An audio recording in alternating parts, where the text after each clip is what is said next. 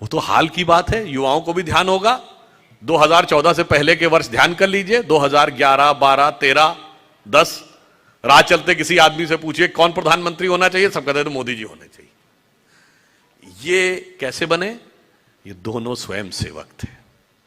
यदि हम कहते हैं कि संगठन व्यक्ति निर्माण करता है, वह चरित्र निर्माण करता है, तो ऐसे व्यक्तियों का निर्माण किया कि संपूर्ण राष्ट्र ने उनसे प्रेरणा ली और उनको अंगीकार किया। तो नेतृत्व हमने खड़ा किया तब वह राष्ट्र उसके साथ आकर खड़ा होता है। यह एक परिवर्तन आता है और इसमें ग्रेजुअल चेंज भी है। पिछले 100 साल की अगर आप इंडियन पॉलिटिक्स का चेंज देखें तो जिसको हम राइट विंग कहते हैं ना, right wing, extreme right wing, fundamentalist, वो हर 20 साल में वो एक्सेप्टेबल हो जाती है और उसके मायने बदल जाते हैं। जैसे मैंने आपको बताया कि लोकमान्य तिलक ने 1905 में जब पूर्ण स्वराज की बात कही तो उनको कहा गया कि एक्सट्रीम राइट विंग की बात कर रहे हैं। अगले 20 साल 1920 का दशक, तिलक के मित्र गोखले, गोखले के शिष्य गांधी, पूर्ण स्वराज्य का जो समय है वो यथार्थ में बदल गया आंदोलन। अब कांग्रेस के अंदर राइट विंग कौन था? वो थे सरदार पटेल, सी राजगोपालाचारी, मदन मोहन मालवीय, पुरुषोत्तम दास टंडन, के.एम. मुंशी, और 20 साल गुजरे, 1947 आजादी मिली, ये सब के सब सरकार के हिस्से हो गए। अब राइट विंग का प्रतीक कौन था? श्यामा प्रसाद मुखर्जी, दीनदयाल उपाध्याय।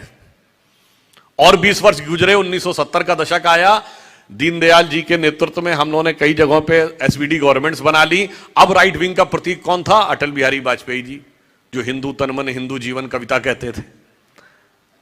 और 20 साल गुजरे, 1990 का दशक आया, अब अटल जी एक्सेप्टेबल थे, अब राइट विंग के प्रतीक कौन थे? अडवाणी जी। और 20 साल गुजरे, 2010 का दशक आया, अब अडवाणी जी एक्सेप्टेबल थे, अब राइट विंग के प्रतीक किसको कहा जाने लगा? मोदी जी को। पर हकीकत में आप देखें तो कालचक्र की गति कहां जा रही है? The country is gradually moving, the tectonic shift is moving towards the right direction. तो वो जो एक विचार रखा गया था, उस विचार को यदि हम कहते हैं कि संघ दैवीय कार्य था, तो दैवीय कार्य ऐसे ही नहीं था। क्योंकि यह विचार कंटिन्यूअस क्यों चला? अन्य लोग भारतीय समाज में, भारतीय राजनीति में आए, स्थापित हुए, चले गए, समाप्त हो गए, हम क्यों बढ़ते रहे? क्योंकि हमारे यहां निरंतर त्याग की, अनुशासन की एक ऐसी परंपरा आगे बढ़ी जिसने हमेशा समाज को प्रेरित किया।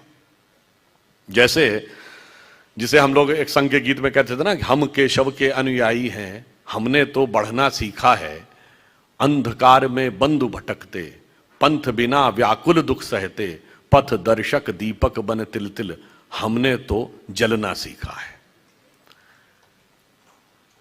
अब यहां मैं आपको एक व्यक्तिगत अनुभव बताता हूं। एक बार क्या हुआ कि एक फॉरेन की एक मैगजीन के लोग, देखिए पूर्वाग्रहग्रस्त कैसे होते हैं, वो व्यक्ति मुझसे टकरा गए और कहते हैं मैं संघ के बारे में जानना चाहता हूं और संघ क्या है और भारत में इसका क्या प्रभाव है। तो मैंने उनसे कहा कि ठीक है, मैं आपको भी बताता हूं। तो मैंने उनको बताया, मैंने कहा कि यदि कोई एक संगठन है जिसके कि 30,000 स्कूल हैं पूरी दुनिया में, इसका कोई दूसरा उदाहरण नहीं है, तो वो विद्या भारती है, वो संघ का संगठन है।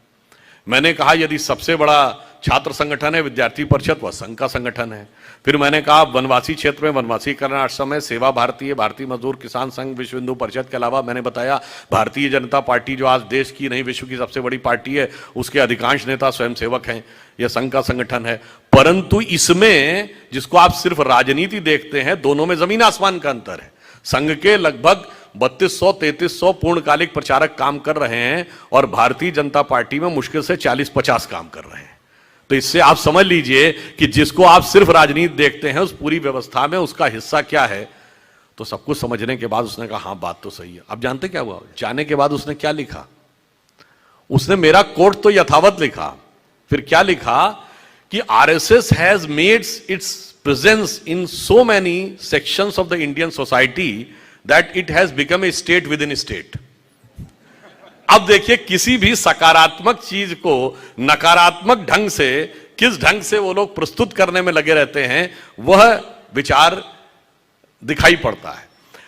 और देखिए जो विचार जो उन्होंने रखा विचार, वो किस मामले में बाकियों से डिफरेंट था। मैं विषय को बहुत लंबा करते हुए आपको एक बिंदु की ओर ध्यान देना चाहूंगा। जब उन्होंने कहा कि स्वतंत्रता हो तो वो कैसी हो, यह हमारे माइंड में बहुत स्पष्ट होना चाहिए।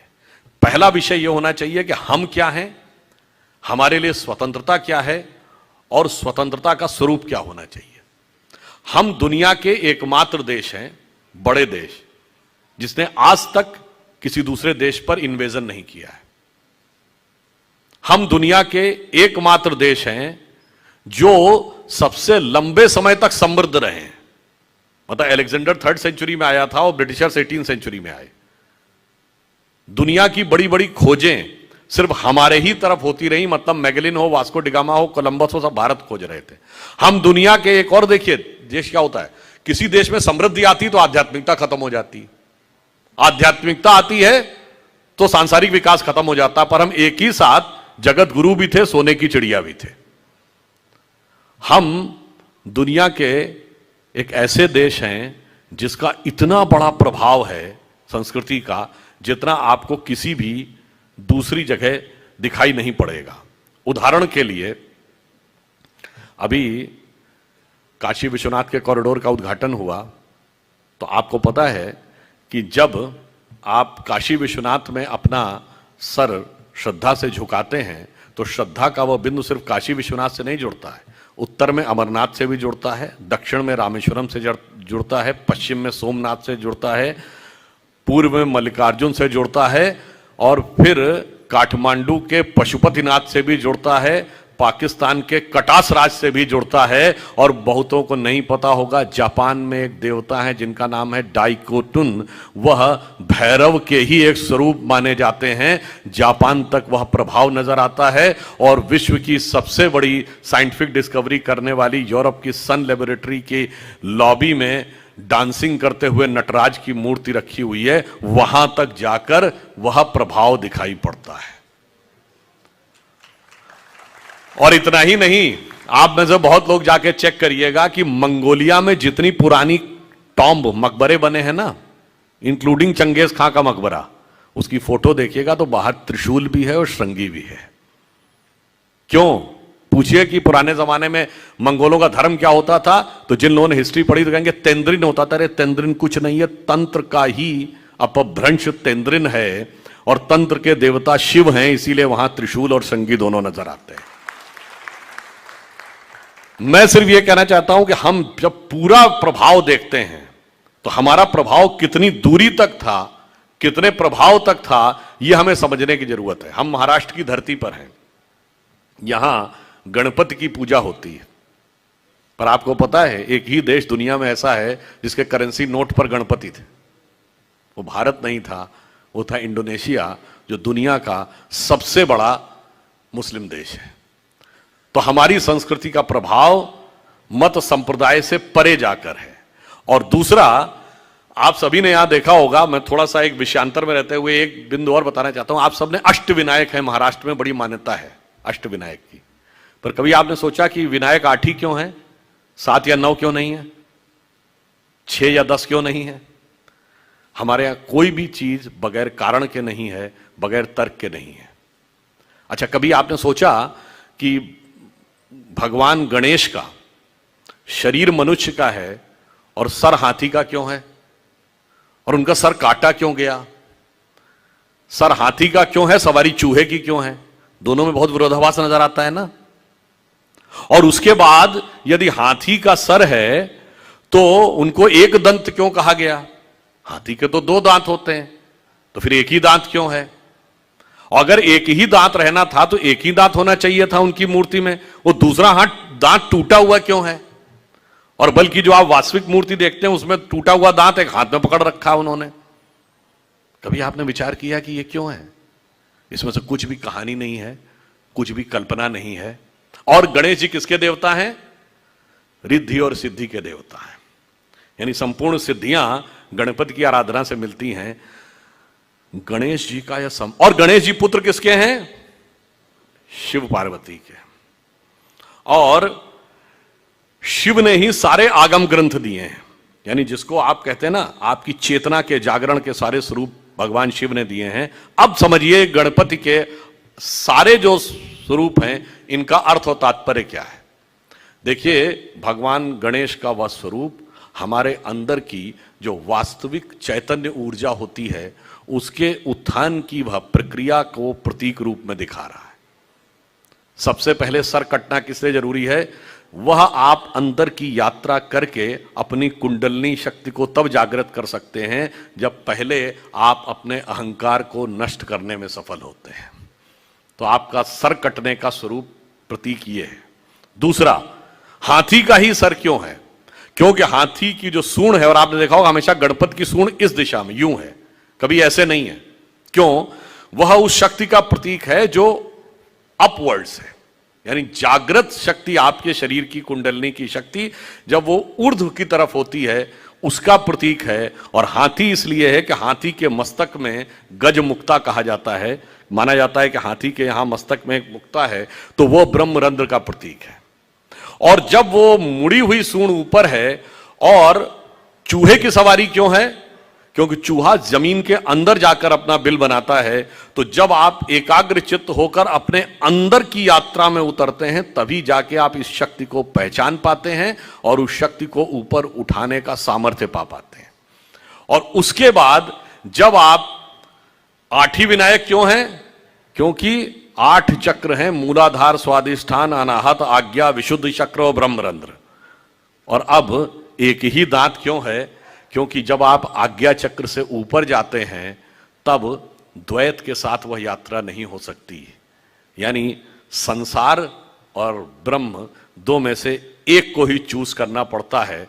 तो वह दांत टूटा हुआ क्यों है? तो संसार के साथ उस संबंध का विच्छेद करना पड़ता है, उसे तोड़ना पड़ता है, इसीलिए टूटा हुआ दांत हाथ में रखे हुए हैं। फिर आगे की यात्रा जाकर जब ब्रह्मरंध्र तक मिलती है तो समस्त रिद्धियां और सिद्धियां आपको प्राप्त होती हैं। यह उसका प्रतीक है। यह मैंने इसलिए बताया कि हमारे तमाम मार्क्सवादी लोग जब यह प्रचारित करने का प्रयास करते हैं, जैसे मार्क्स ने न्यूयॉर्क हेराल्ड ट्रिब्यून में 1854 में एक आर्टिकल लिखा था कि जो कुछ अंग्रेज भारत में कर रहे हैं यह दुखद है परंतु सुखद भी है। उसने अंग्रेजी में लिखा, the destruction of India which is the Britishers are doing, it is painful but pleasurable also. Pleasurable क्यों? उसने कहा कि हिंदू चाहे जितने भी समृद्ध क्यों ना हो, परंतु ये हाथी गणेश, बंदर हनुमान और नंदी बैल को पूजने वाले इसी लायक थे कि इन पर हुकूमत की जाए, चूंकि यह लोग समझदार नहीं है। अब बताइए, जो मैंने बताया आपको गणपति का स्वरूप, समझ में हमारी कमी है कि मार्क्स की कमी है? बट अफसोस की बात यह है कि मार्क्स के मानस पुत्रों ने इतना भारत पर कब्जा कर लिया, इस प्रकार की चीजें हमारे दिमाग में भर दी। और मैं दावे से कहता हूं, न मार्क्स कभी भारत आया, न मार्क्स ने कभी भारत का कोई ग्रंथ पढ़ा। मार्क्स को संस्कृत आती नहीं थी और मार्क्सवादियों को भी संस्कृत नहीं आती। और यह बात मैं ऐसे हवा में नहीं कह रहा हूं। जब राम जन्मभूमि का मुकदमा चल रहा था ना, तो हाई कोर्ट ने, मतलब सुप्रीम कोर्ट नहीं, जब लखनऊ हाई कोर्ट में चल रहा था तो कोर्ट ने कहा कि दोनों लोग अपने अपने तरफ के हिस्टोरियंस ला सकते हैं। तो हमारी तरफ से जो गए थे उसमें से बहुत लोगों के नाम आप पुराने लोग जानते होंगे। एसपी ग्रोवर थे, डॉक्टर देवेंद्र स्वरूप थे, डॉक्टर हर्ष नारायण थे, एसपी गुप्ता जी थे। उधर से कौन थे? वही सूरज भान, आर.एस. शर्मा, डी.एन. झा, रोमिला थापर, वो लोग अपने प्रतिनिधियों के थ्रू रिप्रेजेंट हो रहे थे। अब देखिए, कोर्ट ने उनसे क्या पूछा कि आप ये बताइए कि सारे के सारे दस्तावेज 2 ही भाषाओं में हैं, संस्कृत और फारसी। आप इन्हें जानते हैं क्या? और आप लोगों को आश्चर्य होगा, उन लोगों ने लिख के दिया कि हम फारसी भी नहीं जानते, संस्कृत भी नहीं जानते। जबकि हमारी तरफ के विद्वान सब जानते थे। डॉक्टर हर्ष नारायण को मैं व्यक्तिगत रूप से जानता था, वो फारसी भी जानते थे, संस्कृत भी जानते थे। फिर मंदिर में जो हो रहा था वो खुदाई से निकल रहा था। तो एंशिएंट हिस्ट्री में 2 सब्जेक्ट होते हैं, कल्चर एंड आर्कियोलॉजी, यानी खुदाई वाला विषय आर्कियोलॉजी का होता। तो उनसे पूछा गया कि आप आर्कियोलॉजी जानते हैं? उन्होंने कहा जी नहीं जानते हैं, यानी खुदाई के विषय से परिचित नहीं था। अब आप सोचिए, इसके बावजूद वही लोग सबसे ज्यादा ज्ञान दे रहे थे। यानी मजे की बात यह कि न लिखाई जानते थे, न खुदाई जानते थे, और दावा ये कि सारी खुदाई जानते थे।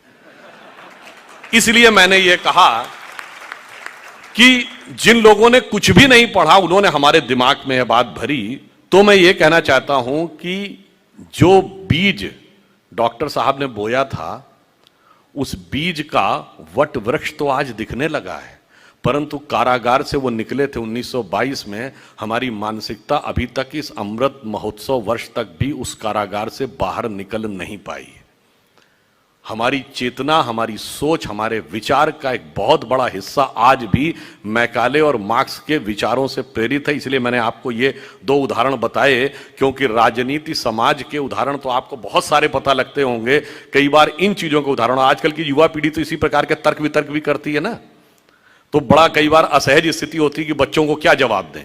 अब आगे से कभी बात हो तो आप और एग्रेसिव होकर कहिएगा कि नहीं नहीं अभी तुमको इसका भी जवाब देते हैं। इसका जवाब क्यों देते हैं, उसका भी जवाब देते हैं। जैसे मैं एक एग्जाम्पल आपको और बताऊं, कभी आपने सोचा, हमारे यहां हर चीज का जवाब है। जैसे मैंने आपको बताया कि गणपति का बताया, वैसे ही मैं आपको यह भी एक बात बताऊं कि भगवान राम 4 भाई थे। देखिए, हमारा कोई भी विचार किस चीज से प्रेरित होता है। भगवान राम 4 भाई थे, तो आपने कभी सोचा कि 4 ही भाई क्यों थे, 3 या 5 क्यों नहीं? देखिए, हर चीज के पीछे एक कारण है। तो वो 4 भाई जानते क्यों हैं? वो 4 भाई 4 पुरुषार्थ के प्रतीक हैं। राम, लक्ष्मण, भरत, शत्रुघ्न। तो भगवान राम धर्म है, लक्ष्मण काम है, शत्रुघ्न अर्थ हैं और भरत मोक्ष है। इसीलिए लक्ष्मण ही राम के साथ वन में क्यों जाएंगे? क्योंकि काम को सदैव धर्म से संयुक्त रहना है। शत्रुघ्न अयोध्या में क्यों रहेंगे? अर्थ कभी राजधानी छोड़ के नहीं जाएगा। और खड़ाऊ रख के भरत ही पूजा क्यों करेंगे? मोक्ष पाने के लिए धर्म के किसी प्रतीक को भी रख के साधना करेंगे तो मोक्ष मिल जाएगा। इसीलिए हमारे यहां देखिए एक एक चीज का अर्थ है। अगर हनुमान चालीसा का भी विषय खूब आया था यहां पर, अरे भाई हनुमान चालीसा में ये क्यों लिखा है? तुलसीदास जी ने जब हनुमान जी की तुलना करने की बात आई भगवान राम से, तो उन्होंने क्या कहा? रघुपति कीनी बहुत बड़ाई, तुम मम प्रिय भरत ही संभाई। अरे भाई लक्ष्मण संभाई कहना चाहिए, वो साथ में गए। भरत संभाई क्यों? धर्म को सबसे प्रिय मोक्ष होता है, इसलिए तुम मम प्रिय भरत ही संभाई। खैर, तो मैंने सिर्फ आपको 3 उदाहरण इसलिए दिए कि अब आपसे कोई प्रश्न पूछे तो आप बच्चा कह सकते हैं आप इसको समझो बेटा, फंडामेंटल्स पढ़ो, उसके बाद तुम एडवांस कोर्स के बारे में बात करो, फिजिक्स केमिस्ट्री मैथ पढ़ो तब इंजीनियरिंग के बारे में बात करो, जूलॉजी बॉटनी केमिस्ट्री पढ़ो तब मेडिकल के बारे में बात करो, गणित पढ़ो उसके बाद बैलिस्टिक साइंस के बारे में बात करो। तो मैं सिर्फ अंत में यह कहना चाहता हूं कि मैंने आपको एक झलक बताने का प्रयास किया कि ये जो अभियान है जिसके लिए उन्होंने अपना संपूर्ण जीवन दिया, और विगत लगभग 100 वर्षों से सभी प्रचारक अपना पूरा जीवन दे रहे हैं, परंतु आज भी स्थिति क्या है कि स्वतंत्रता के बाद हो गए हैं स्वप्न सब साकार, कैसे मान लें हम? टल गया सर से व्यथा का भार, कैसे मान लें हम? वेश, वाणी, तत्व, दर्शन दूसरों का यह सभी ले, विकृति को हम ग्रहण करते, निज प्रकृति को आज भूले, इस विदेशी नकल को अब अस्मिता क्या मान ले हम? हो गए हैं स्वप्न सब साकार, कैसे मान ले हम? तो इस स्वतंत्रता के अमृत महोत्सव में अभी बहुत कुछ करना बाकी है। तो अमृत काल में यदि भारत को वहां तक पहुंचाना है जो भारत का वास्तविक भवितव्य है, तो उसके लिए क्या करना पड़ेगा? अभी हमारा कार्य पूरा नहीं हुआ है। जो मार्ग जहां से मैंने शुरू किया था वहीं पे अंत करते हुए कहता हूं, कारागार से बाहर निकले थे आज के दिन डॉक्टर साहब, तो उस कारागार से पूरे देश की मानसिकता को बाहर निकालने की प्रक्रिया का संकल्प हमें आज इस 12 जुलाई को लेना होगा, ताकि इस अमृत काल को समाप्त होते होते संपूर्ण भारत का मानस उससे मुक्त हो जाए, क्योंकि यह यज्ञ अभी अधूरा है। तो अटल जी की इस पंक्ति से समाप्त करता हूं, आहुति बाकी यज्ञ अधूरा। और उस यज्ञ में विघ्न कौन डाल रहे हैं? अपने ही लोग डाल रहे हैं। फ्रांसवा गौशर ला फिगारो अखबार फ्रांस का सबसे बड़ा जर्नलिस्ट है, उसने लिखा है the biggest enemy of Hindus are Hindus itself, nobody else. खैर, तो उन्होंने कहा आहुति बाकी यज्ञ अधूरा, अपनों के विघ्नों ने घेरा, अंतिम जय का अस्त्र बनाने नव दधीच हड्डियां गलाएं, आओ मिलकर दिया जलाएं। तो हम सब अपने इस संवेद प्रयास से इस स्वप्न को साकार करें, इसी संकल्प के साथ हम आगे बढ़ते हैं। और यह तय मानिए, भविष्य हमारा, इसमें कोई किंतु परंतु मत समझिएगा। एक पंक्ति और कह के बता देता हूं कि 1 जनवरी 1901 को जब इस देश में सूरज उगा तो इस देश में किसकी सरकार थी? पूरे देश में अंग्रेजों की। 1 जनवरी 1951 को इस देश में किसकी सरकार थी? पूरे देश